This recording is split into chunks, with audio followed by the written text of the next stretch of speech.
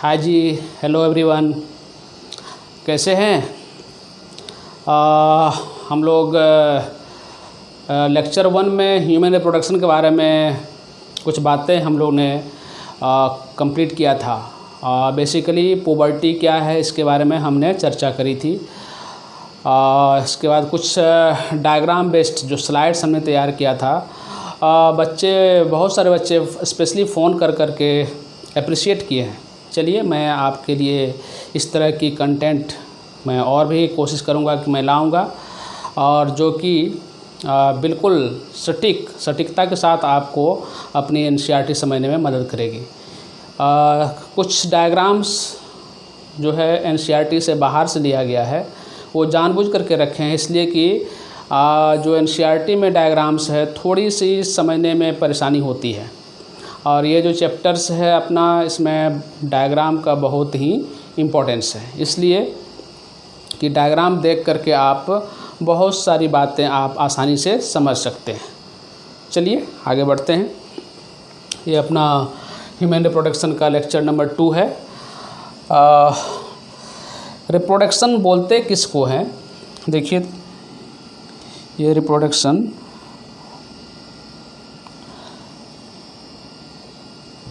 What is reproduction पूछेगा तो क्या जवाब दिए थे? याद कीजिए, फर्स्ट चैप्टर से रिप्रोडक्शन क्या था? ये टू मेंटेन, ऑर्गेनिज्म क्यों रिप्रोडक्शन करता है? To maintain the continuity of life,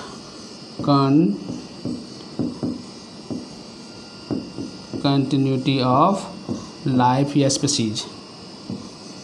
okay, species.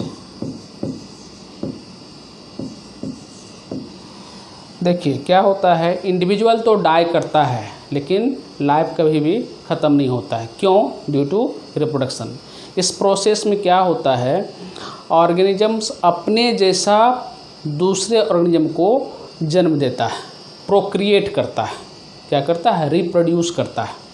Okay, हम लोग अपने 12th क्लास के फर्स्ट चैप्टर में रिप्रोडक्शन का डेफिनेशन पढ़ चुके थे, और स्पेशली यहाँ पर जो अपना चैप्टर है इसमें ह्यूमन रिप्रोडक्शन के बारे में पढ़ना है। तो पिछले लेक्चर में हमने आपसे डिस्कस किया था पुबर्टी के बारे में। तो रिकॉल कीजिए, ह्यूमन बीइंग का जो मेल है उसमें पुबर्टी का एज इंडियन मेल में खास करके क्या है, मेल में ये है आपका 13 से 15 ईयर्स के बीच, और फीमेल में क्या है 11 से 13 ईयर। ये याद रखिएगा, डाटा थोड़ा पूछता है। और पुबर्टी का सिम्टम्स क्या था तो वो सब अपन डिस्कस कर चुके थे। आप जा कर के लेक्चर 1 को देखेंगे तो आप बिल्कुल फिर से आप उसको रिकॉल कर लें। तो ज़्यादा टाइम नहीं बर्बाद करेंगे। पिछले लेक्चर का बात आप पीछे से कोरिलेट कर सकते हैं जिन्होंने लेक्चर नहीं देखा अभी। चलिए आगे बढ़ते हैं। कहता है the reproductive events in human, क्या क्या है? जो रिप्रोडक्टिव इवेंट्स है ह्यूमन बीइंग के केस में क्या क्या स्टेप्स है, ये हम लोग डिस्कस करेंगे इसमें। तो देखिए, ये आपके एनसीईआरटी से पॉइंट लिया गया है। तो इसमें क्या होता है, फॉर्मेशन ऑफ गैमेट्स, गैमिटोजेनेसिस का प्रोसेस होता है। रिप्रोडक्टिव इवेंट्स इन ह्यूमन क्या क्या इंक्लूड करता है तो बोलते हैं गैमिटोजेनेसिस। और गैमिटोजेनेसिस का डेफिनेशन हम लोग पढ़े हैं। क्या है? Formation of gametes. Gametes are of 2 type, male gametes and female gametes, और गैमेट्स आर ऑलवेज हैप्लॉइड। हम लोग डिस्कस कर चुके हैं उधर। आप बात को कोरिलेट कीजिएगा पिछले क्लास से तो समझ में आएगी। आप पूरा लेक्चर देखिए, gametogenesis.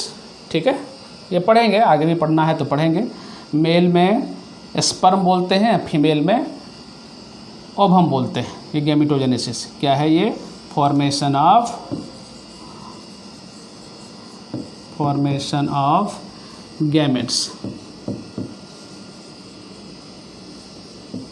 Okay, mail and female gametes.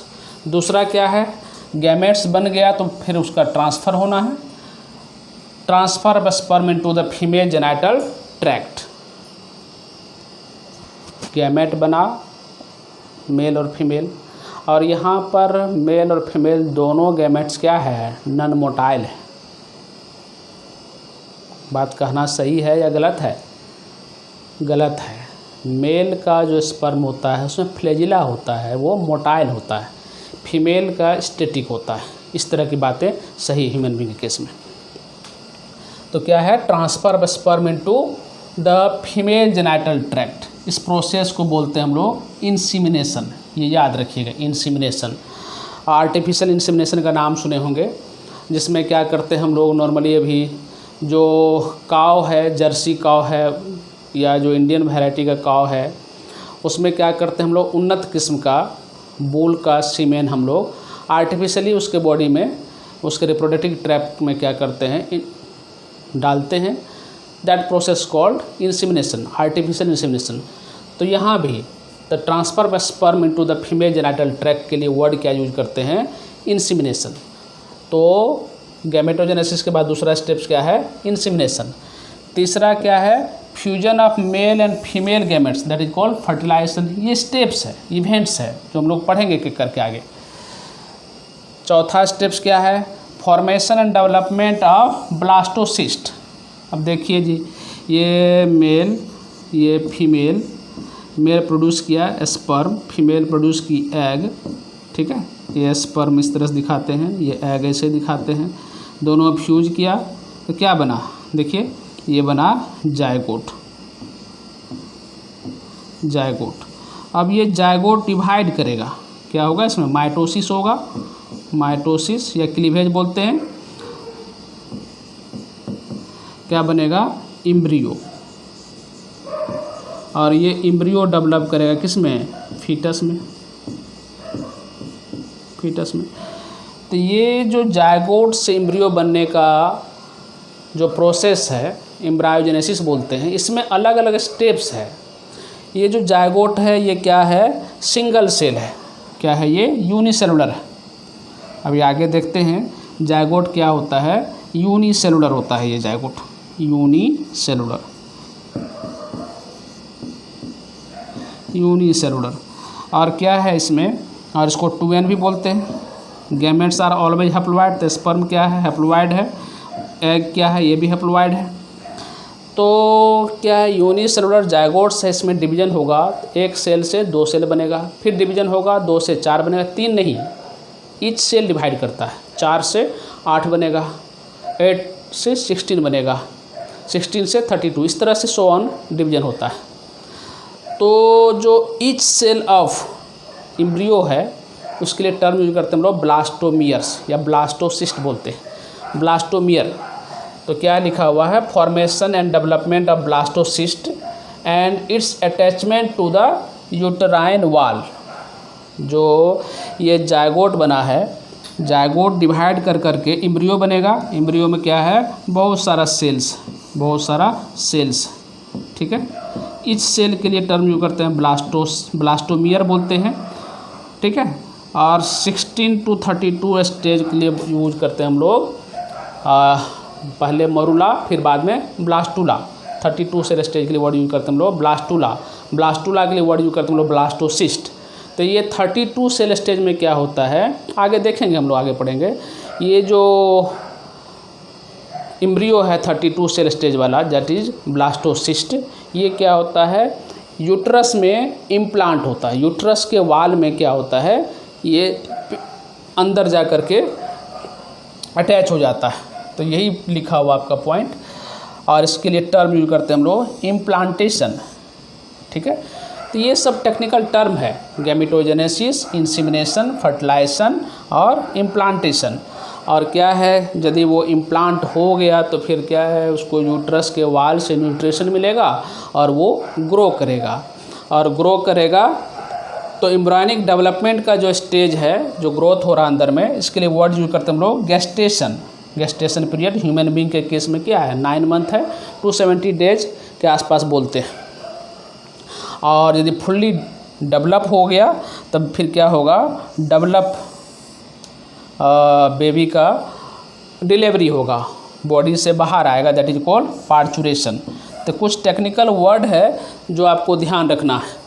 Technical word क्या क्या है आप देखिए, टेक्निकल वर्ड क्या क्या है। तो पहला है गैमेटोजेनेसिस, दूसरा क्या है इंसीमिनेशन, तीसरा क्या है फर्टिलाइजेशन, चौथा क्या है इम्प्लांटेशन, और पांचवा क्या है गेस्टेशन, और लास्ट में क्या है पार्चुरेशन। पार्चुरेशन बोलते हैं हम लोग act of giving birth, parturition. Gestation बोलते हैं इम्प्लांटेशन से ले करके पार्चुरेशन के बीच का जो टाइम है दैट इज गेस्टेशन। ठीक है, सबसे ज़्यादा गेस्टेशन पीरियड होता है एलिफेंट का। आप कितने डेज का होता है पता करके रखिएगा, मैं नेक्स्ट लेक्चर में बताऊंगा। और ह्यूमन बीइंग का हम लोग पढ़ रहे हैं तो यहाँ 270 डेज।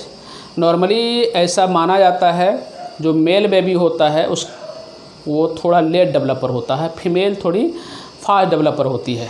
अगर यदि 270 डेज से गेस्टेशन पीरियड एक्सीड हो रहा है किसी फीमेल का, तो एक अंदाज़ा लगा सकते हैं कि जो आने वाला बेबी होगा वो मेल होगा।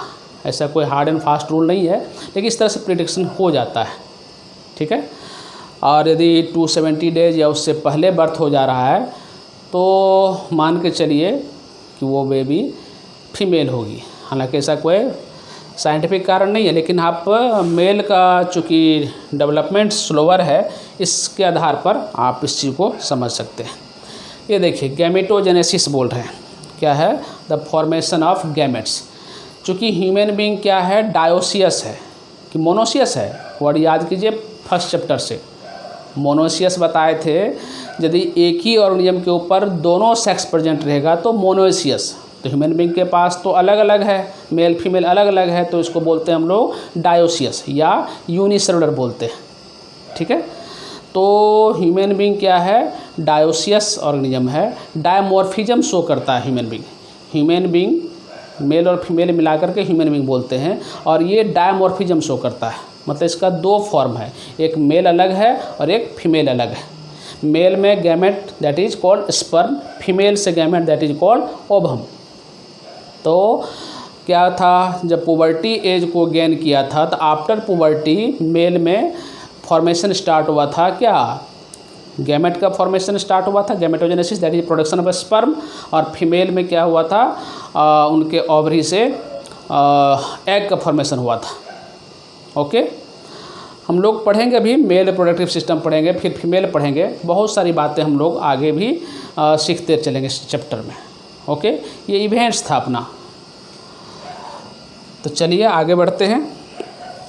एक दो बात और देखिए, मेल में जो उनका रिप्रोडक्टिव ऑर्गन है, प्राइमरी सेक्स ऑर्गन हम लोग बोले थे टेस्टिस को, और फीमेल में बोले थे हम लोग ओवरी को। तो जो टेस्टिस का लोकेशन होता है वो कहाँ होता है, outside the body. Outside the body testis descend करता है एक पॉच लाइक स्ट्रक्चर कॉल्ड स्कोर्टम। स्कोर्टम में क्या है, टेस्टिस डिसेंड करता है। तो ह्यूमन बीइंग के केस में जो मेल में टेस्टिस है वो क्या है, आउटसाइड द बॉडी प्लेस्ड होता है, जहाँ स्पर्मेटोजेनेसिस का काम होता है। फीमेल के केस में जहाँ oogenesis होता है वो कहाँ है, वो इनसाइड द एब्डोमेन है। ओवरी कहाँ है, बाहर बॉडी से लटकता नहीं है फीमेल केस में, वो क्या है inside the abdomen, pelvic region में होता है। इस बात को ध्यान रखें, मेल में आउटसाइड द बॉडी। चलिए नेक्स्ट स्लाइड पर देखते हैं हम लोग।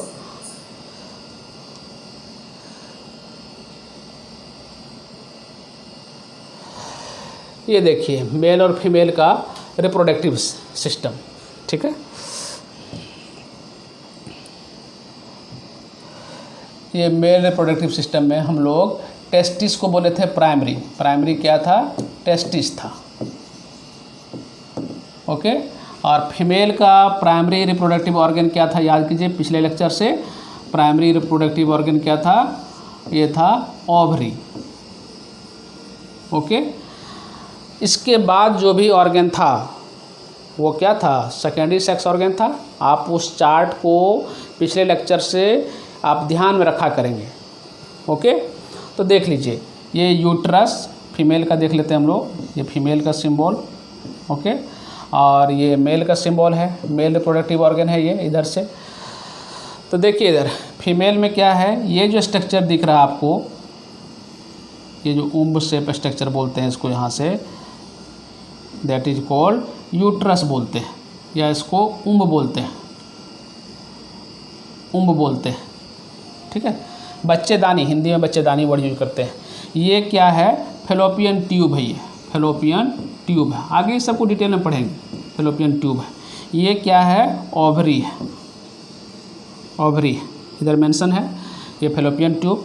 और ये जो देख रहे हैं ना यूट्रस, और ये जो रिप्रोडक्टिव ट्रैक्ट है इसके लिए वर्ड यूज करते हैं वेजिना, जहाँ एक्ट ऑफ रिप्रोडक्शन की बातें बोलते होती है। और ये यूट्रस और वेजिना के जो बीच वाला पोर्शन है, नेक रीजन बोलते हैं सर्विक्स, ओके। ये इनसाइड व्यू है इधर। तो ये कुछ है जो आगे हम लोग और भी डिटेल पढ़ेंगे। और ये देखिए जो लोकेशन है फीमेल का रिप्रोडक्टिव ऑर्गन का लोकेशन कहाँ है, ये पेल्विक रीजन में। पेल्विक रीजन बोलते हैं, ये बेली बटन जो नाभि होता है उससे नीचे के रीजन को बोलते हैं हम लोग पेल्विक रीजन। तो पेल्विक रीजन में फीमेल रिप्रोडक्टिव ऑर्गन का प्लेसमेंट होता है, ठीक है। तो ये कुछ टर्म है जो हम लोग सीखेंगे। ये आपका कट व्यू है रिप्रोडक्टिव ऑर्गन का फीमेल का, आप इसको ध्यान रखेंगे। हम लोग इसको डिटेल में पढ़ेंगे आगे। ये मेल का देखिए, ये जो दिख रहा है आपको, ये जो पॉच लाइक स्ट्रक्चर दिख रहा है, बटुए जैसा स्ट्रक्चर, ये क्या है, फोल्डिंग ऑफ स्किन होता है, स्कोर्टम बोलते हैं। और उसके अंदर क्या है, ये टेस्टिस, ये भाग दिख रहा है टेस्टिस। और आगे पढ़ेंगे इसको एपिडिडाइमिस बोलते हैं। क्या बोलते हैं इसको, एपिडिडाइमिस बोलते हैं, ओके। पढ़ेंगे आगे। ये क्या है, भास डिफरेंस। ये पूरा पूरा हम लोग जो है स्पर्म का पाथवे सीखेंगे आगे, वो सब क्लियर होगा। ये जो देख रहा है यहाँ पर, ये ग्लैंड है, ये पोस्ट्रेट ग्लैंड बोलते हैं। पोस्ट्रेट ग्लैंड का नंबर कितना होता है मेल केस में, ये क्वेश्चंस आता है, तो 1 होता है, पेयर में नहीं है, ठीक है। यहाँ पर भी एक ग्लैंड है, ये इसको बोलते हैं बल्बो यूरेथ्रल ग्लैंड बोलते हैं। आगे पढ़ेंगे। यहाँ क्या है, बल्बो यूरेथ्रल ग्लैंड है, ये पेयर में। और ये तो पोस्ट्रेट ग्लैंड 1 है, पोस्ट्रेट ग्लैंड का नंबर 1 है। ये सेमिनल वेजिकल्स, आप प्लेसमेंट देखिए, इसका नंबर क्या है, पेयर में है। ये क्या है, सेमिनल वेजिकल 2 है, ओके। ये बल्बो यूरेथ्रल बोलते हैं, ठीक है। या इसको कॉपर्स ग्लैंड ही बोलते हैं, बल्बो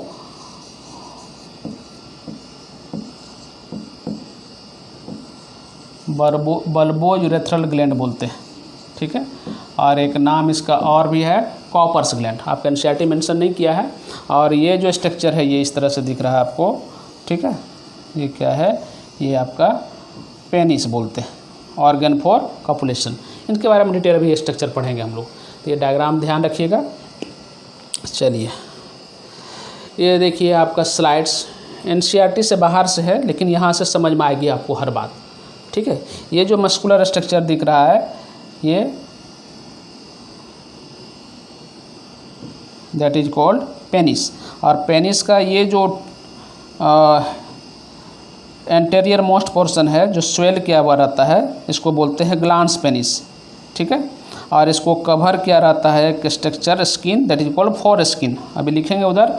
तो ये पेनिस, यूरेथ्रा है जो ट्यूब लाइक स्ट्रक्चर जैसे होकर के यूरिन और स्पर्म, मेल के केस में यूरिन और स्पर्म का पैसेज एक ही ट्यूब लाइक स्ट्रक्चर से होता है, जिसको यूरेथ्रा बोलते हैं यहाँ पर, ठीक है। ये यूरिनरी ब्लाडर जिसमें यूरिन का फॉर्मेशन होगा, तो ये रिप्रोडक्टिव ऑर्गन का पार्ट नहीं है यूरिनरी ब्लाडर। रिप्रोडक्टिव ऑर्गन का पार्ट यहाँ से है स्कोर्टम, पोच लाइक स्ट्रक्चर स्कोर्टम, ठीक है, ध्यान रखिएगा। ये टेस्टिस, ठीक है। इसके बाद ये एपिडिडाइमिस, इससे आगे आइए भास डिफरेंस, ये नंबरिंग किया हुआ है, इसको ध्यान रखेंगे। इसको जो है आपको सीखना है ध्यान से, किस पोर्शन का नाम क्या होता है। इसके बाद भास डिफरेंस से आगे बढ़िए, ये जो है क्वाइल अप होता है, फिर यहाँ पर खुलता है, ये ग्लैंड है, सेमिनल वेजिकल्स बोलते हैं, पेयर में है। और क्या है उसके बाद क्या है आपका, ये प्रोस्टेट ग्लैंड है। और इसके बाद आता है यहाँ पर जो डक्ट, पोस्टेट ग्लैंड और सेमिनल वेजिकल्स और बल्बो यूरेथ्रल ग्लैंड के बाद का जो ट्यूब लाइक स्ट्रक्चर है, इसको इजाकुलेटरी डक्ट बोलते हैं। क्या बोलते हैं इसको, इजाकुलेटरी डक्ट बोलते हैं, और इजाकुलेटरी डक्ट के बाद का जो पोर्शन है दैट इज यूरेथ्रा बोलते हैं। ये क्लियर कट डायग्राम है, आप इसको ध्यान रखेंगे। ओके, अभी जो है और भी डायग्राम आप देखिए। पेनिस के बारे में थोड़ा सा अलग से पढ़ना है। ये स्ट्रक्चर इस टाइप का स्ट्रक्चर है। क्या है ये? इस टाइप का स्ट्रक्चर है। ये एंटेरियर मोस्ट पोर्शन क्या होता है, थोड़ा स्वेलिंग क्या रहता है, और इस होकर के क्या निकला है, ये यूरेथ्रा गया हुआ। ठीक है, यूरेथ्रा गया हुआ। और ये कवर रहता है एक स्पेशल टाइप का जो फोल्डिंग्स ऑफ स्किन है। हाँ, ये याद रखिए इसको। तो ये क्या है, इसको बोलते हैं फोर स्किन, फोर स्किन बोलते हैं। ओके, ये क्या है, ग्लांस पेनिस, ग्लांस पेनिस बोलते हैं। ठीक है, और यहाँ जो ओपनिंग है यूरिनोजेनाइटल एपर्चर बोलते हैं। ठीक है, यूरिनोजेनाइटल एपर्चर, यूरिन भी और जेनाइटल के लिए जो स्पर्म है उसका ओपनिंग है यहाँ पर, या मिएटस भी बोलते हैं। क्या बोलते हैं इसको? मिएटस। ओके, ये कुछ डायग्राम है, आप यहाँ से ध्यान रखेंगे। चलिए आगे बढ़ते हैं। अगला स्लाइड पर देखिए क्या है अपना, कहता है ह्यूमन बीइंग का जो रिप्रोडक्टिव ऑर्गन है उसका प्लेसमेंट कहाँ है। ठीक है, तो देखिए इधर, the male reproductive system is located in the pelvic region. Pelvic region किसको बोले हैं? ये जो बेली बटन है, नाभि है, उसके नीचे वाला पोर्शन। ठीक है, and it includes pair of testis.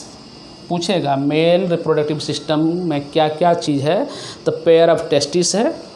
ठीक है, along with accessory ducts. Accessory ducts सीखेंगे, ये जो आपका भाषा एफरेंसिया वर्ड सुनेंगे आप, भाषा डिफरेंस वर्ड सुनेंगे, एपिडाइमिस वर्ड सुनेंगे, ये सब क्या है, इजाकुलेटरी डक्ट सुनेंगे, यूरेथ्रा सुनेंगे। तो ये सब क्या जो डक्ट है, डक्ट मतलब क्या, नली, पाइप लाइक स्ट्रक्चर।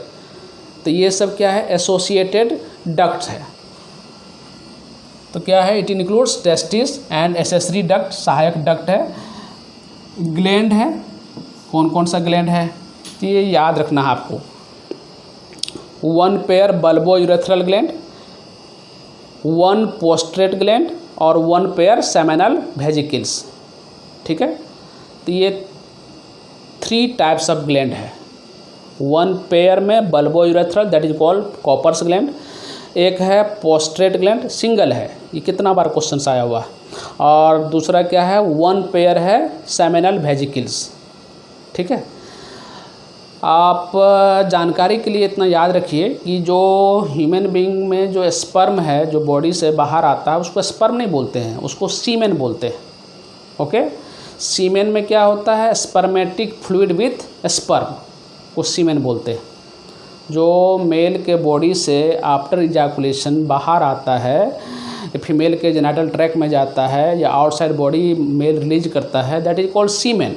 और उस सीमेन में सिर्फ स्पर्म नहीं है, उसमें 5% 7% ही स्पर्म है, बाद बाकी जो फ्लूइड लाइक स्ट्रक्चर है that is called spermatic fluids. ये जो स्पर्मेटिक फ्लूइड्स है, ये सब सेक्रेशंस, इसी 3 तरह का जो ग्लैंड है उसके सेक्रेशंस को बोलते हैं। ओके, आगे देखेंगे कि इसमें जो स्पर्मेटिक फ्लूइड्स है इसमें क्या क्या है। तो इसमें रहता है कैल्शियम्स रहता है, फ्रुक्टोज रहता है। ठीक है, और भी कुछ स्पर्म एक्टिवेटर एंजाइम्स बोलते हैं। ठीक है, ये सब मिलेगा। तो जो ग्लैंड्स है, ग्लैंड्स का नाम याद रखेंगे। और ये एक्सटर्नल जेनिटेलिया, जिसमें क्या आएगा, पेनिस। पेनिस क्या है, एक्सटर्नल जेनिटेलिया। ठीक है, ये देखिए आपका दिख रहा है मेल पेल्विक रीजन। ठीक है,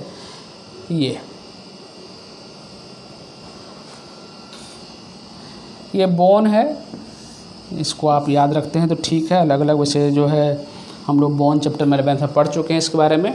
फ़िलहाल जो यहाँ पर मेन बात है वो क्या है, पेल्विक रीजन में अपना ह्यूमन बीइंग का, मेल का भी रिप्रोडक्टिव ऑर्गन प्लेस्ड होता है, उसका मैक्सिमम पार्ट। वैसे जो है टेस्टिस तो बॉडी से बाहर आता है।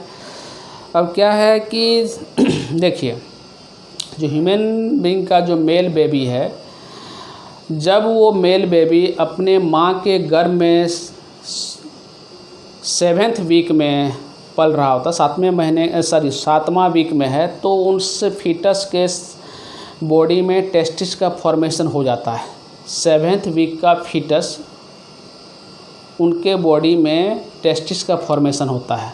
और जब वो फीटस 7 मंथ का हो जाता है, डिलीवरी तो होना है 9 मंथ के बाद, तो 7 मंथ का हो जाता है, तो उसके बॉडी में जो एब्डोमिनल एरिया में टेस्टिस है वो वहाँ से डिसेंड होकर के पॉच लाइक स्ट्रक्चर में जाता है।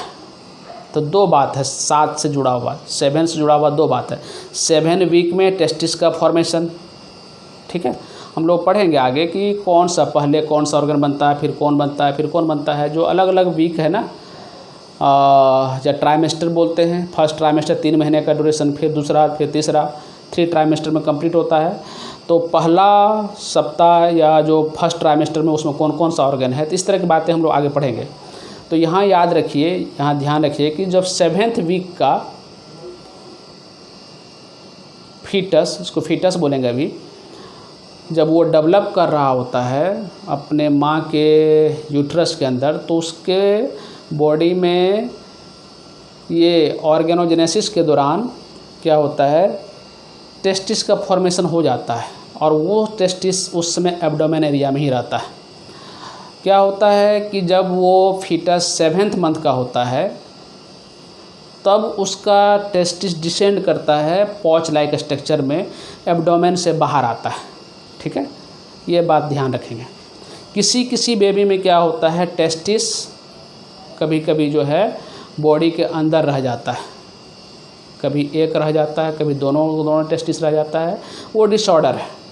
जब डॉक्टर के पास मान लिए कि अच्छे हॉस्पिटल में बेबी का ये पार्चुरेशन का प्रोसेस करवाया जाता है, बर्थ का प्रोसेस, तो डॉक्टर्स लोग चेक करते हैं कि जो मेल बेबी जन्म हुआ है तो उनके टेस्टिस में स्कोर्टम में दोनों के दोनों टेस्टिस है कि नहीं है, ठीक है। ये आगे देखेंगे हम लोग। एक बीमारी होता है, और किसी भी मेल का टेस्टिस अगर यदि स्कोर्टम के अंदर नहीं आ पाया, उसके लिए वर्ड यूज करते हैं हम लोग क्रीप ऑर्चिडम। आगे देखेंगे, ओके। चलिए,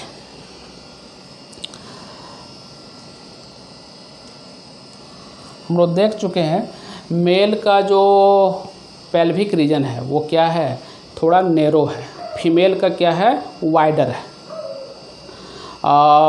जो फॉरेंसिक साइंस पढ़ने वाले होते हैं या जो डॉक्टर्स होते हैं, किसी भी नरकंकाल मतलब कोई भी ह्यूमन बीइंग का कंकाल है, वो कंकाल को देख करके पता कर सकता है कि ये मेल का है कि फीमेल का है। ये हिप रीजन यदि वाइडर है, ठीक है, पेल्विक रीजन का जो कैविटी है वो वाइडर है, ठीक है, चूँकि तो वो क्या है, वो डेफिनेटली फीमेल का है। मेल के केस में क्या होता है, वो नैरो होता है।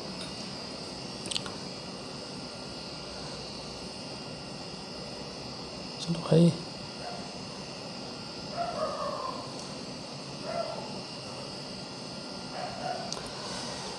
ये डायग्राम आपके NCERT से लिया गया, मेल रिप्रोडक्टिव ऑर्गन के बारे में, ठीक है। इसको ध्यान से रखेंगे। ये देखिए फोरस्किन, यहाँ से देख लेते हैं, जो कवर है ग्लांस पेनिस को जो कवर किया हुआ है, दैट इज कॉल्ड फोरस्किन।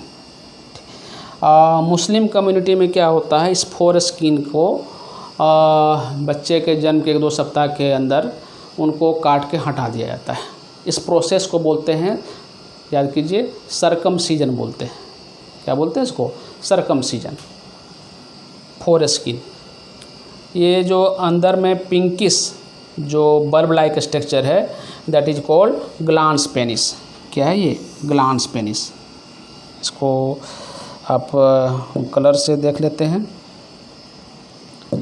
ये जो पिंकिश टाइप का पोर्शन है यहाँ पर, that is called glans penis, okay, glans penis, ये टर्म यूज करते हैं, ओके। आगे ये देखिए, इसके अंदर जो ओपनिंग है दैट इज कॉल्ड यूरेथ्रा। ये जो मस्कुलर स्ट्रक्चर, सिलेंड्रिकल स्ट्रक्चर जो स्कोर्टम के फ्रंट साइड में रहता है, दैट इज कॉल्ड पेनिस। ये इसको बोलते हैं ऑर्गन फॉर कॉपुलेशन, जो सेक्सुअल एक्ट में भाग लेने वाला ऑर्गन होता है। और ये जो बताया यूरेथ्रा, ये आगे इसमें जो है ये gland bulbo urethral gland open होता है। अगर यदि हम लोग यहाँ टेस्टिस से आगे बढ़ते हैं तो ये देखिए किस तरह का बात है। ये पॉच लाइक स्ट्रक्चर स्क्रोटम जो है इनफोल्डिंग सब स्किन का बना हुआ है, उसके अंदर क्या है ये स्ट्रक्चर टेस्टिस, जहाँ क्या बनना है स्पर्म का फॉर्मेशन बनना है। इस स्ट्रक्चर को हम लोग डिटेल पढ़ेंगे आगे। ये टेस्टिस के बाद ये एपिडाइमिस, एपिडाइमिस से ये निकला हुआ स्ट्रक्चर जो गया है इसको बोलते हैं भास डिफरेंस। ठीक है, भाषा डिफरेंशियल देखिए क्या है कि ये यूरिनरी ब्लैडर को लूप करता है, लूप बनाता है, और यहाँ पर जो पहला ग्लैंड आकर के मिलता है ये सेमिनल वेजिकल्स बोलते हैं। ठीक है, ये सेमिनल वेजिकल्स, और सेमिनल वेजिकल्स का नंबर क्या था, ये पेयर में था 2 सेमिनल वेजिकल्स।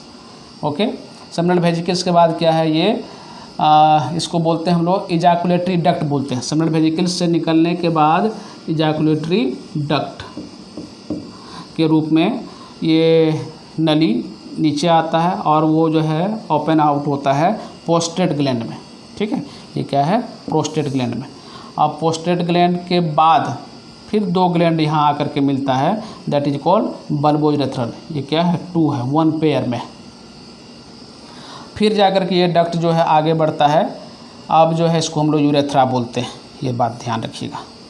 ठीक है, ये डायग्राम बहुत इंपॉर्टेंट है। इस डायग्राम से रिलेटेड क्वेश्चंस जो है आपके नीट में आते रहते हैं, तो डायग्राम को प्रैक्टिस करना है, बढ़िया से प्रैक्टिस कीजिएगा डायग्राम और लेबलिंग कीजिएगा। आप क्वेश्चंस निकाल के देखेंगे तो इस डायग्राम से बहुत सारा आया हुआ रहता है। ये जो ग्लांस पेनिस वाला पोर्शन है इसके ऊपर बहुत सारा ग्लैंड्स होता है जो ऑयली सेक्रेशंस करता है, जहाँ कर जिनका कि रेगुलर इंटरवल पर उनका क्या कहते हैं साफ़ सफाई करना ज़रूरी है। वहाँ बैक्टीरियल ग्रोथ हो सकता है अगर यदि ढंग से साफ़ सफाई या पर्सनल हाइजीन को मेंटेन नहीं करते हैं तो। और बैक्टीरियल डिकम्पोजिशन के वजह से क्या होता है, यहाँ जो ऑयली सेक्रेशंस है और उसका बैक्टीरियल डिकम्पोजिशन हुआ तो ये फॉल स्मेल करता है, बैड स्मेलिंग करता है।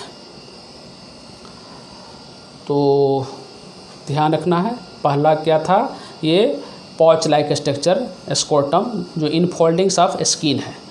ये आप देखेंगे मेल के केस में जो बॉडी से बाहर डिसेंड करता है स्ट्रक्चर, ये गर्मी के टाइम में वार्मिंग टाइम में क्या होता है ये इसका लेंथ बढ़ जाता है। ठीक है, और यदि ठंड का टाइम आएगा कोल्ड रीजन में क्या होता है ये फिर से जो है अपना वो क्या बोलते हैं इनको, ये फोल्डिंग स्किन क्या करता है फोल्ड कर जाता है। तो ये रिलैक्सेशन और कंट्रैक्शन अपने आप शो करता है ड्यू टू इन्वायरमेंटल टेम्परेचर, और इसके लिए मसल्स है जिम्मेदार। ओके, कहता है क्या कि मेल के केस में टेस्टिस का जो प्लेसमेंट है आउटसाइड द बॉडी क्यों है, इसलिए है कि स्पर्मेटोजेनेसिस का जो प्रोसेस है उसको होने के लिए बॉडी के टेम्परेचर से कम टेम्परेचर चाहिए। 2 से लेकर के 2.5 डिग्री सेल्सियस बॉडी टेम्परेचर से कम टेम्परेचर यदि मिलेगा तो स्पर्मेटोजेनेसिस का प्रोसेस सही से होगा।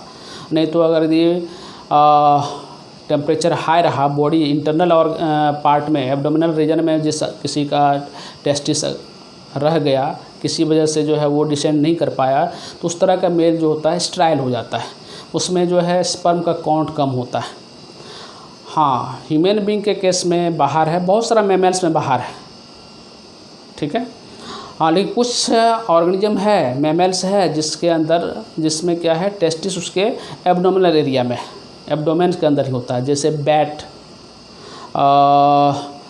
एलिफेंट, व्हेल, डॉल्फिन, ये सब कुछ मैमल्स है जहाँ पर क्या होता है टेस्टिस स्क्रोटम में डिसेंड नहीं करता है। ठीक है, इस बात को ध्यान रखेंगे। और ये देखिए ये क्लियर कट समझने के लिए आपको डायग्राम जो है फिर से लाया गया है। आप देखिए इसको, ये क्या है स्क्रोटम है ना, इनफोल्डिंग सब स्किन, उसके अंदर क्या है ये टेस्टिस। ठीक है, 1 पेयर है। ओके, और ये जो स्ट्रक्चर दिख रहा है ना आपको, ये जो स्ट्रक्चर इसके ऊपर दिख रहा है माउंट किया हुआ, दैट इज कॉल्ड इपिडिडाइमिस। क्या बोलते हैं इसको?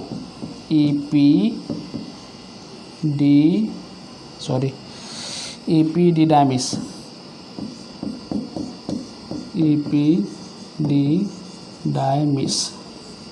ओके, इपिडिडाइमिस पढ़ेंगे आगे। इसके बाद क्या है ये? भास डिफरेंस। खास करके जो मेल का जो बंध्याकरण होता है उसको बोलते हैं वैसेक्टोमी बोलते हैं। इसी में ये भास डिफरेंस को क्या करता है? काट करके, ठीक है, काट करके इधर बांध दिया गया, इधर बांध दिया गया, ठीक है, काट करके बांध दिया जाता है, तो इसको बोलते हैं हम लोग वैसेक्टोमी।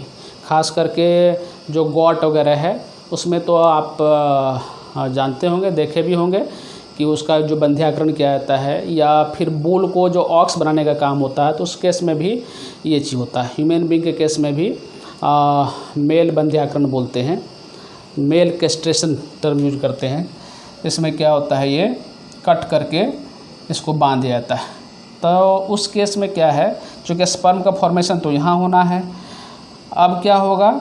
जो मेल के बॉडी से ड्यूरिंग कपुलेशन जो एक्ट ऑफ सेक्सुअल रिप्रोडक्शन होता है, दैट इज कॉल्ड कपुलेशन। तो कपुलेशन के दौरान क्या होगा? फ्लूइड बाहर आएगा, मेल के बॉडी से फ्लूइड बाहर आता है, लेकिन वहाँ पर बोलते हैं हम लोग सीमेन विदाउट स्पर्म बोलते हैं। चूँकि टेस्टिस से जो स्पर्म चलेगा तो उसका तो रास्ता को ब्लॉक कर दिया गया है, टेस्टिस से निकला तो वो ब्लॉक कर दिया गया है, तो क्या होगा? लेकिन क्या है, बाद बाकी ये जो 1 पेयर सेमिनल वेजिकल्स है, ये पोस्टेड ग्लैंड है, बल्बो यूरेथ्रल ग्लैंड है, तो इसका सेक्रेशंस ये यूरेथ्रा के थ्रू पास आउट होगा फीमेल जेनिटल ट्रैक्ट में, लेकिन वो सीमेन क्या है? स्पर्म कंट्रैक्ट या कंटेन नहीं करेगा। तो ध्यान रखिएगा। तो मेल बंध्याकरण के बाद पूछता है क्वेश्चन, जो मेल के बॉडी से फ्लूइड बाहर आएगा वो क्या कंटेंट नहीं होगा? तो उसमें स्पर्म कंटेंट नहीं होगा, उसमें स्पर्म नहीं जाएगा उसमें, ठीक है। चलिए, ये ध्यान रखिएगा। ये डायग्राम बहुत अच्छा डायग्राम है, सिंपल डायग्राम है, इसको आप ड्रॉ कीजिएगा, ठीक है। आप स्क्रीनशॉट ले करके इसको देख सकते हैं। मैं हट जाता हूँ, स्क्रीनशॉट ले सकते हैं आप यहाँ से। चलिए, ये आपका एनसीईआरटी से डायग्राम है। हम लोग डिटेल में पढ़ेंगे कि ये टेस्टिस के अंदर क्या चीज़ है, ठीक है। ये डिटेल पढ़ना है, इसका लेबलिंग बहुत इंपॉर्टेंट है, ठीक है। यहाँ भी देखिए, ये फोरस्किन, ग्लांस पेनिस वाला एरिया, ठीक है। जो मेल का जो कपुलेटरी ऑर्गन है उनका ये पार्ट है। ये टेस्टिस, ब्रिसन बोलते हैं हिंदी वाले, और यहाँ से जो है निकला ये इधर दिया हुआ है भास डिफरेंस, ठीक है। भास डिफरेंस टेस्टिस से जो बाहर आता है, डक्ट लाइक स्ट्रक्चर, जो pelvic upper side of pelvic region की तरफ जाता है, और बाद में वो उसमें अलग अलग ग्लैंड का सेक्रेशन मिलता है और बाहर आता है, तो इसके लिए टर्म यूज करते हैं भास डिफरेंस, ठीक है। ये स्ट्रक्चर को हम अलग से बहुत ही अच्छा डायग्राम आपके लिए लाए हैं, जो यहाँ पर एनसीईआरटी में क्लियर कट समझ में नहीं आता है, तो आगे जो है हम इसको और भी तरीके से समझाएंगे, ठीक है। लेकिन लेबलिंग इसका जानना जरूरी है। देखिए क्या है, ये जो टेस्टिस है ना, इसका शेप साइज के बारे में आपके एनसीईआरटी में मेंशन है। 4 से 5 सेंटीमीटर क्या है उसका लेंथ है, और 2 से 3 सेंटीमीटर क्या है उसका विड्थ है। ये चीज़ ध्यान रखिएगा। और टेस्टिस, इसके अंदर बहुत सारे चैम्बर्स हैं, लोब्यूल्स बोलते हैं, कंपार्टमेंट, लगभग 250 से लेकर के 300 के बीच में, 250 से 300 के बीच में बहुत सारे छोटे छोटे उसके अंदर क्या है चैम्बर है, या उसको हम लोग लोब्यूल्स बोलते हैं, ठीक है। और उस लोब्यूल्स के अंदर क्या है, बहुत सारे ट्यूबुलर स्ट्रक्चर है, जिसको हम लोग सेमिनिफेरस ट्यूब्यूल बोलते हैं। अभी डायग्राम अभी आएगा, आगे सुन के रखिए, आपको आगे समझ में आसानी होगी। उस ट्यूब्यूल, सेमिनिफेरस ट्यूब्यूल जो लोब्यूल के अंदर है, जो 250 कंपार्टमेंट है ना, 250 से 300 के बीच, वेरी करता है human being to human being. तो उस चैम्बर के अंदर क्या है, मान लीजिए ये चैम्बर है टेस्टिस के अंदर, तो उसके अंदर जो है इनफोल्डिंग्स ऑफ ट्यूबुलर स्ट्रक्चर है that is called seminiferous tubule. 2 से लेकर 3 के बीच हो सकता है। और उस टिब्यूल का जो इंटरनल पार्ट है वहाँ होता है जर्मिनल इपिथेलियम। वहाँ अलग अलग टाइप का सेल्स आगे देखेंगे और वहीं पर प्रोडक्शन होता है स्पर्म का। ठीक है, तो ये टेस्टिस के अंदर बोलते हैं हम लोग, जो सेमिनिफेरस टिब्यूल है उसके अंदर होता है स्पर्म का फॉर्मेशन। और वो स्पर्म वहाँ से कलेक्ट हो करके आता है रेटी टेस्टिस। ठीक है, नेटवर्क लाइक स्ट्रक्चर होता है रेटी टेस्टिस उसमें। फिर वहाँ से निकल करके आता है भास एफ्रेंसिया, और भासा एफ्रेंसिया से आकर के फिर ये एपिडाइमिस में आकर के स्टोर होता है, मैचुरेशन का काम होता है। ठीक है, स्पर्म मैच्योर करता है या उसका स्टोरेज होता है, टेम्पोररी स्टोरेज होता है। ठीक है,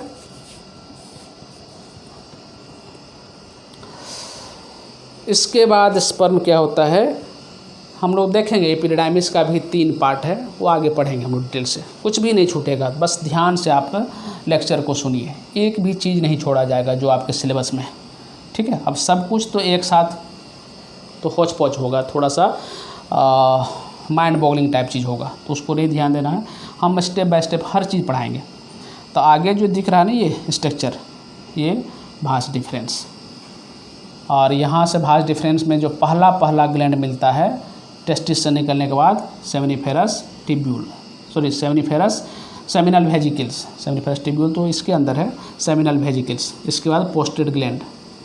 ठीक है, तो पहला ग्लैंड क्या है सेमिनल वेजिकल्स, जिसका क्या है पेयर में 1 पेयर है ये। ठीक है, इसके बाद है प्रोस्टेट, ये 1 है, पेयर में नहीं।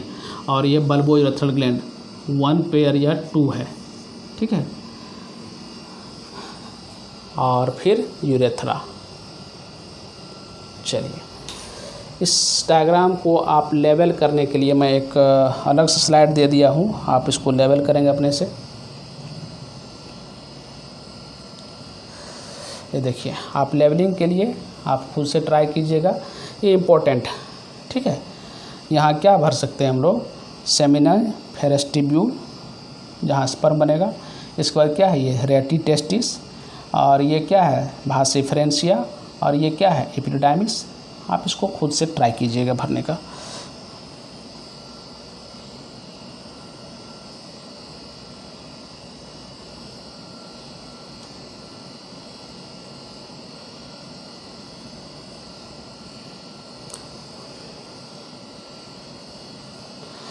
ये स्ट्रक्चर अदर बुक से ली गई है।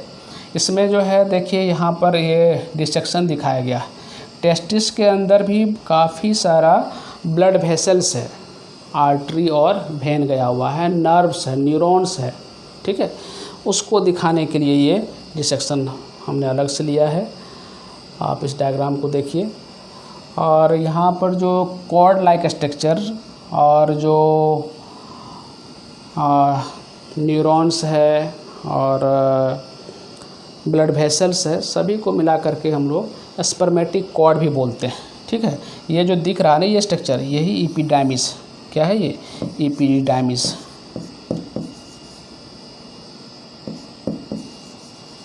डायमिस, ओके, और ये क्या है टेस्टिस।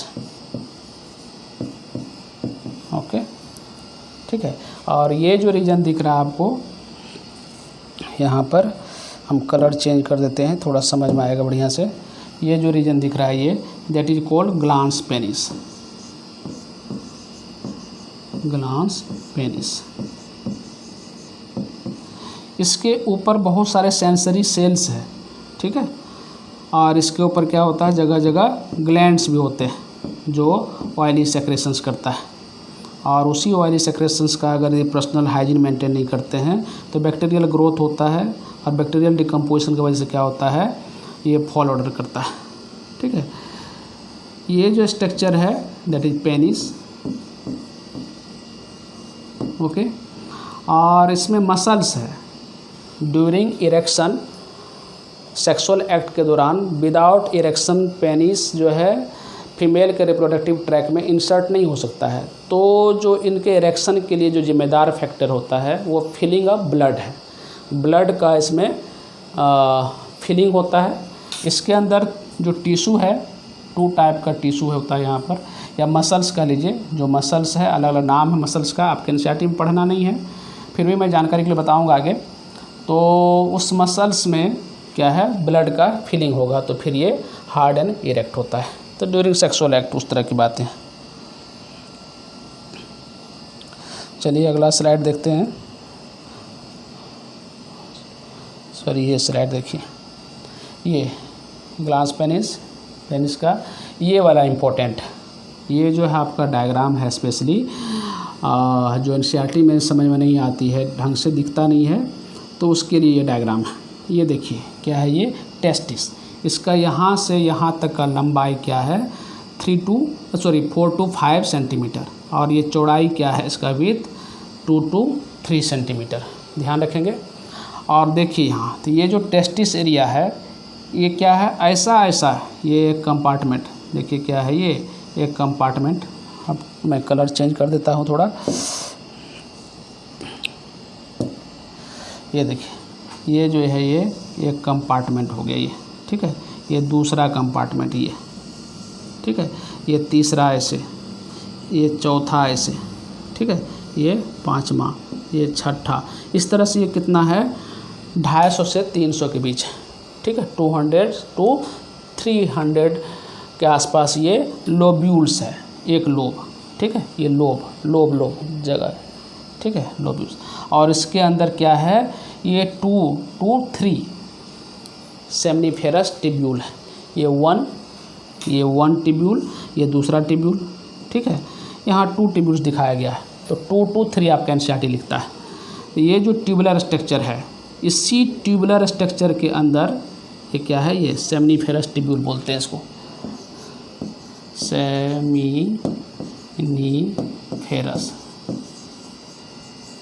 Tubule, okay. इसी सेमनीफेरस टिब्यूल का जो इंटरनल, इसका डिसेक्शन करके भी देखेंगे आगे, ठीक है। फिलहाल नाम जानिए। सेमनीफेरस टिब्यूल के अंदर क्या है, स्पर्म बनेगा। तो सेमनीफेरस टिब्यूल कहाँ है, तो लोब्यूल्स में, जो chamber like compartment like structure है, जो 250 से लेकर के कितना है, ये 250 से लेकर के 300 के बीच में, ठीक है। लोब्यूल्स बोलते हैं या कंपार्टमेंट बोलते हैं, लोब्यूल्स, ठीक है, कंपार्टमेंट। और ये सभी सेमनीफेरस टिब्यूल जो है एक जगह कलेक्ट होता है, ठीक है, नेटवर्क लाइक स्ट्रक्चर। और इसके लिए वर्ड यूज करते हैं हम लोग, रेटी टेस्टिस बोलते हैं इसको। क्या बोलते हैं, रेटी टेस्टिस,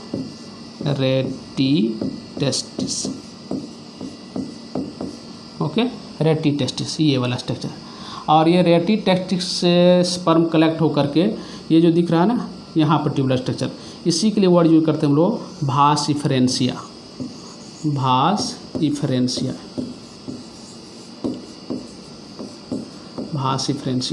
और ये भास इफरेंसिया बाद में जाकर के ये ओपन आउट होता है, ट्यूबुलर स्ट्रक्चर है, जिसको बोलते हैं हम लोग एपिडिडाइमिस। ये क्या है, ये एपिडिडाइमिस, यहाँ से स्टार्ट हो गया एपिडिडाइमिस,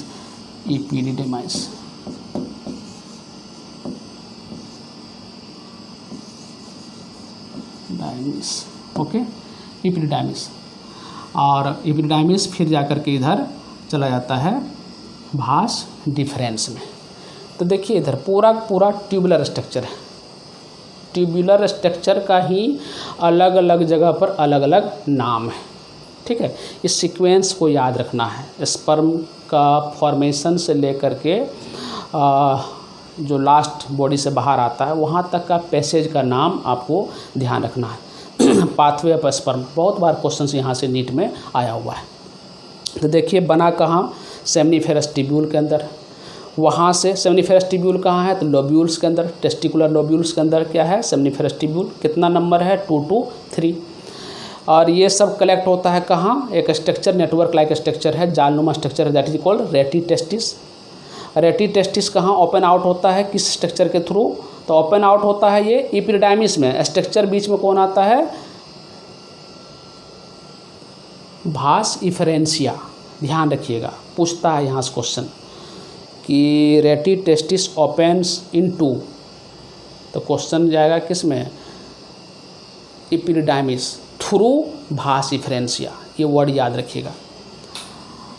और भास इफ्रेंसिया के बाद क्या है, स्ट्रक्चर एपिडिडाइमिस, और इसका अलग अलग पोर्शन है, ठीक है, कैप्यूट, कयूडा और कैप्यूट, कॉर्पस, कैप्यूट, कयूडा, ठीक है, 3 पार्ट है, आगे देखेंगे। फिर आगे निकल गया इधर भास डिफरेंस में। इस स्ट्रक्चर को आप ध्यान से याद रखिए, ठीक है। ये देखिए इधर ये लेबलिंग के लिए रख दिए हैं आपको, आप इसको लेबल करेंगे, ये लेबलिंग कीजिएगा। इसका क्या है, ये बोलिए क्या है, याद कीजिए, सेमनीफेरस टिब्यूल, सेमनीफेरस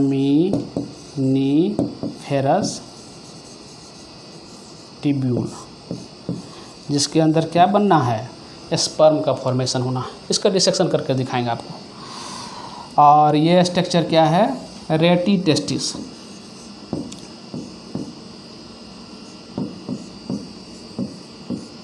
रेटी टेस्टिस, ये स्ट्रक्चर जो नेटवर्क लाइक स्ट्रक्चर है, ये है ना, ये स्ट्रक्चर हो गया आपका रेटी टेस्टिस।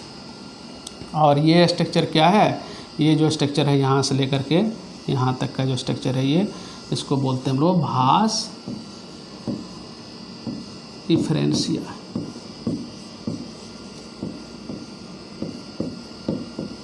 ओके, और ये स्ट्रक्चर क्या दिख रहा है आपको, ये यहाँ से स्टार्ट हो गया है, तो ये है एपिडिडाइमिस, एपिडिडाइमिस, ओके। और इधर जो जाएगा वो क्या होगा, भास differentia.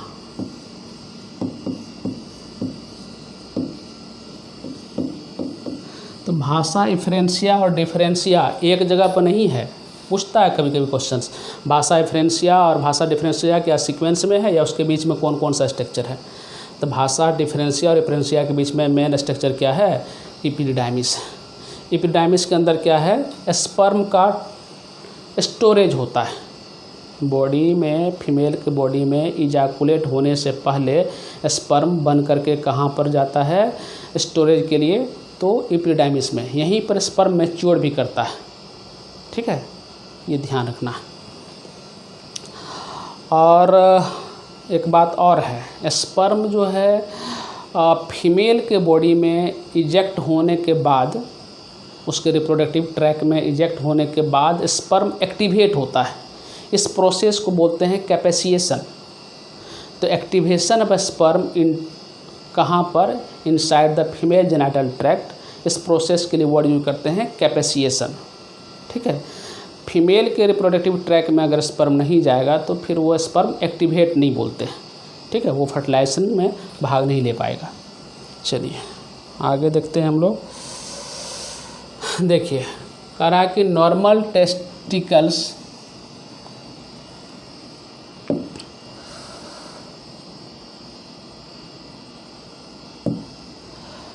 Normal testicles from early in the baby growth. जो टेस्टिस है बेबी के अर्लियर ग्रोथ में, जब वो फीटस के फॉर्म में अपने मदर के उम्र में है तभी हो जाता है। दे फॉर्म इन द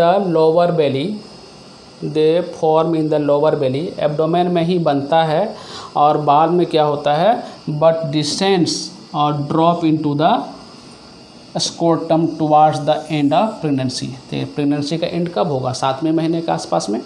तो वो बता दिए थे, जो 7th वीक के अंदर वो बन गया और 7वें महीने में 7th मंथ में क्या है, वो स्कोर्टम के अंदर एब्डोमेन एरिया से डिसेंड कर गया। जिस किसी में नहीं कर पाया उस डिसऑर्डर को बोलते हैं क्रिप्ट ऑर्चिडम, ठीक है, आगे देखेंगे हम लोग स्लाइड में। इसके बाद क्या है, normal testicles attach themselves with stretchable tissue in the bottom of the scrotum और this is controlled by the baby normal hormones. जो उसका शेप साइज है, डेवलपमेंट है, नॉर्मल हार्मोन के द्वारा वो रेगुलेट होता है। और अभी बताए थे स्क्रोटम का साइज जो है इन्वायरमेंट पर डिपेंड करता है। साइज तो नहीं कह लीजिए, मतलब कि उनका शेप थोड़ा सा जो है सिलिंड्रिकल टाइप शेप आएगा यदि इन्वायरमेंट का टेम्परेचर बॉडी टेम्परेचर से ज़्यादा हो रहा है, बाहर ज़्यादा है। और वो जो है ओवल शेप या यूँ कह लीजिए कि वो कंटैक्ट कर जाएगा जब बाहर का टेम्परेचर कम होता है। तो ठंड के टाइम में क्या होता है, स्कोटम कंट्रैक्टेड फॉर्म में रहता है, और समर सीजन में क्या होता है, नॉर्मली वो थोड़ा सा जो है ये स्ट्रेच नहीं मतलब रिलैक्स फॉर्म में होता है, ऐसा बोलते हैं। चलिए आगे देखते हैं। ये देखिए एक स्ट्रक्चर है इंग्विनल कैनाल। इंग्विनल कैनाल क्या होता है, ये वो स्ट्रक्चर होता है जिसके थ्रू टेस्टिस डिसेंड करता है स्कोटम में, ठीक है। और वो डिसेंड होने के बाद क्या होता है, वो कैनाल मतलब क्या है, ट्यूब लाइक स्ट्रक्चर, जिस होकर के क्या हुआ, एब्डोमिनल एरिया से टेस्टिस निकल करके चला गया स्कोटम में। देखिए एब्डोमिनल एरिया से क्या हो गया, सॉरी यहाँ तो नहीं, इसमें क्या हुआ, एब्डोमिनल एरिया से टेस्टिस आ गया स्कोटम के अंदर, ठीक है। सुपरफिशियल इंग्विनल रिंग, ये इंग्विनल रिंग, यही है इंग्विनल रिंग बोलते हैं, ठीक है। जिसको कि क्या हुआ, डिसेंड कर गया। और फिर क्या होता है, ये पैक हो जाता है। यहाँ पर जो है टिश्यू क्या करता है, इसको पैक कर देता है। कभी कभी क्या होता है, किसी किसी में ये टिश्यू समय के साथ, उम्र के साथ, हालांकि ऐसा कुछ नहीं है, छोटे बच्चे में भी एक बीमारी होता है हर्निया, तो वो हो सकता है। ख़ास करके जो उम्र बढ़ने के साथ ये जो ओपनिंग है, ये कभी कभी क्या होता है, ढीला पड़ जाता है। तो जो एलिमेंट्री कैनाल का पोर्शन होता है वो क्या होता है, स्कोटम के अंदर आ जाता है। इसको बोलते हैं हर्निया। इसमें काफ़ी पेन होता है मेल को, फिर इसका ऑपरेशन के द्वारा इसका ट्रीटमेंट होता है। ये देखिए क्या है, अनडिसेंडेंट टेस्टिकल्स है। ये टेस्टिस जो है इंग्विनल कैनाल होकर के नीचे नहीं आ पाया, ठीक है। तो उस केस में डॉक्टर्स लोग क्या करते हैं, ऑपरेशन के द्वारा और उसको बाहर निकाल देते हैं, अगर पता चल जाता है तो, ठीक है। इंग्विनल कैनाल यूँ समझ लीजिए जो बटवा होता है, पॉच लाइक स्ट्रक्चर, और बटवे को कवर करने के लिए एक थ्रेड लाइक स्ट्रक्चर होता है, जिसको खींचने से क्या होता है, बटवा बंद हो जाता है। तो ये कैनाल है, इधर पॉच लाइक स्ट्रक्चर है स्कोटम, जिस होकर के क्या हुआ, टेस्टिस डिसेंड किया, और डिसेंड होने के बाद क्या हुआ, ये कस के लग गया, मतलब ये जुड़ गया, मतलब यहाँ से रस्सी खींच दिया तो ये बंद हो गया। अब क्या है, कितना भी इधर से कोशिश करेंगे, अगर एक बार ये स्कोटम के अंदर टेस्टिस आ गया तो इसको कितना भी कोशिश करें तो ये बाहर नहीं जाएगा, एब्डोमिनल एरिया में फिर से नहीं जाएगा। क्यों नहीं जा रहा, तो इंग्विनल कैनाल क्या हुआ, क्लोज हो गया। किसी किसी केस में क्या होता है, ये ओपन हो गया किसी वजह से। तो एलिमेंट्री कैनाल, चूँकि एब्डोमिनल एरिया में एलिमेंट्री कैनाल है, वो क्या होता है, ग्रेविटी के अकॉर्डिंग जो है वो इसमें डिसेंड करता है, और इसके अंदर यदि आ गया तो ये स्कोटम के अंदर जो है एलिमेंट्री कैनाल का कुछ पोर्शन आता है, दैट इज़ वो काफ़ी पेनफुल होता है, और उस कंडीशन को बोलते हैं हर्निया। नॉर्मली जो है ओल्ड एज में ऐसा होता है, लेकिन किसी को भी ऐसा हो सकता है। चलिए, तो ये याद रखिएगा, इंग्विनल कैनाल इम्पोर्टेंट है। इसमें टेस्टिस ऊपर ही रह गया, एक कंडीशन दिखाए हैं, एक साइड जो है टेस्टिस आया, कभी कभी दोनों ऊपर रह जाता है, कभी कभी एक नीचे आता है। नॉर्मली क्या है, दोनों नीचे आता है, वो रेयर घटना है, कभी कभी रह गया वो, ठीक है। आगे देखते हैं। ये देखिए क्या लिखे थे, एक बोले थे कि अगर यदि टेस्टिस स्कोटम के अंदर डिसेंड नहीं हो पाया तो कंडीशन क्या कहलाता है, क्रिप्ट ऑर्चिडम, ठीक है। क्रिप्ट ऑर्चिडम याद रखिएगा, पढ़िएगा, क्रिप्ट ऑर्चिडम, ये बहुत बार पूछा गया एग्जाम में। क्या है, टेस्टिस एब्डोमिनल एरिया में रह गया, इस स्कोटम के नीचे नहीं आ पाया, ठीक है। नॉर्मल डिसेंडेंट अदर टेस्टिकल्स, दूसरा वाला नॉर्मली आ गया है। नॉर्मली देखिएगा जो स्कोटम है उसमें जो दो टेस्टिस पड़ा हुआ है, तो एक साइड का टेस्टिस क्या होता है, इस तरह का बात होता है। ये देखिए, ये टेस्टिस का दो पॉच है, मान लीजिए ऐसे, ये थोड़ा ऐसा रहेगा, मतलब एक थोड़ा सा नीचे, एक थोड़ा सा ऊपर। तो ये कोई बीमारी नहीं है, ये कोई डिजीज नहीं है, ये नॉर्मली सबके साथ ऐसा है। साइंटिफिक कारण ऐसा कुछ तो नहीं है, लेकिन चूँकि ये जो टेस्टिस है दो लेग के बीच होता है, तो वो अपने पोजीशन को एडजस्ट करने के लिए, चूँकि यहाँ पर अगर यदि टेस्टिस है यहाँ भी रहेगा तो दोनों क्या होगा, प्रेस होगा। इस वजह से क्या हुआ, एक को थोड़ा सा नीचे नेचुरली हो गया, एक थोड़ा ऊपर हो गया, तो ये एक दूसरे से प्रेस नहीं हो पाता। ठीक है, तो ये नॉर्मली लेफ्ट वाला क्या होता है, थोड़ा सा नीचे और राइट वाला थोड़ा सा ऊपर।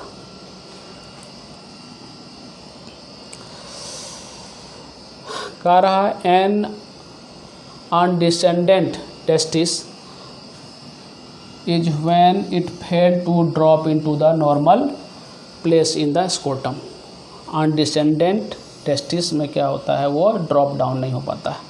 और undescended testis are also link to the higher risk. इस केस में क्या हो सकता है, अगर टेस्टिस के स्कोटम के अंदर टेस्टिस डिसेंड नहीं हो पाया तो उस केस में जो है टेस्टिस का कैंसर हो सकता है। टेस्टिस अंदर में जो है ट्विस्ट कर सकता है। ठीक है, और डेवलपिंग इनटू हर्निया भी हो सकता है बाद में। ठीक है, इंगुइनल कैनाल चूँकि क्लोज नहीं हो पाता है। आज का लेक्चर में मैं यहीं पर कंक्लूड करता हूँ, और आगे जो है फिर मेल रिप्रोडक्टिव सिस्टम को आप NCERT से पढ़ेंगे, और कोई भी दिक्कत होगा तो मुझसे आप कांटेक्ट करेंगे। मैं कोशिश करूँगा नेक्स्ट लेक्चर में जो थोड़ा बहुत अगर बाकी रहा होगा तो मैं उसको बोलूँगा, और फीमेल रिप्रोडक्टिव सिस्टम स्टार्ट करेंगे। ओके, इसमें और कुछ हमको पढ़ाना है टेस्टिस का डिसेक्शन। चूँकि लेक्चर लंबा हो जाता है तो थोड़ी परेशानी होती है अपलोड वगैरह होने में। तो चलिए, मैं आज इस लेक्चर को यहाँ पर लीव करता हूँ और मिलता हूँ आपसे नेक्स्ट लेक्चर में। Take care.